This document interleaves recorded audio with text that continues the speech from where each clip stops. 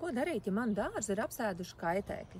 Un arī mums šobrīd ļoti daudz klientu jautā, manam krūmiņam kaut kas grauž lapas, kas tas varētu būt? Šobrīd visticamāk tās ir laputis. Laputis visbiežāk ir zaļā vai melnā krāsā. Dekoratīvajos piemājas dārzos mēs visbiežāk tās redzam uz rozēm, jasmīniem, plūškokiem, irbanājiem, augļkokiem un ogu krūmiem. Vēl bieži izplatīta ir jāņogu sarkanpangu laputs, ko būs grūti saskatīt, bet uzreiz var noteikt pēc jāņogu lapām, kas paliek ar sarkaniem plankumiem.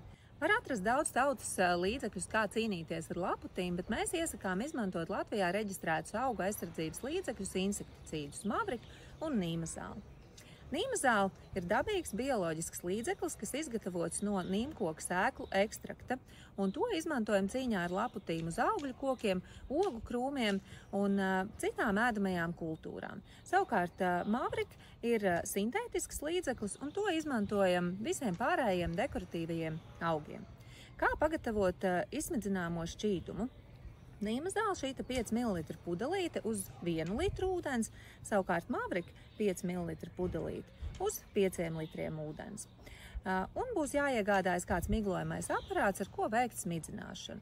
Smidzināšanu parasti mēs veicam vakara pusē, nespilgtos saules staros un skatāmies arī, lai tuvākās 8 stundas nav gaidāms lietus. Cenšamies miglot krūmu lapas no apakšas, kur arī mums visvairāk dzīvo un uzturās laputis.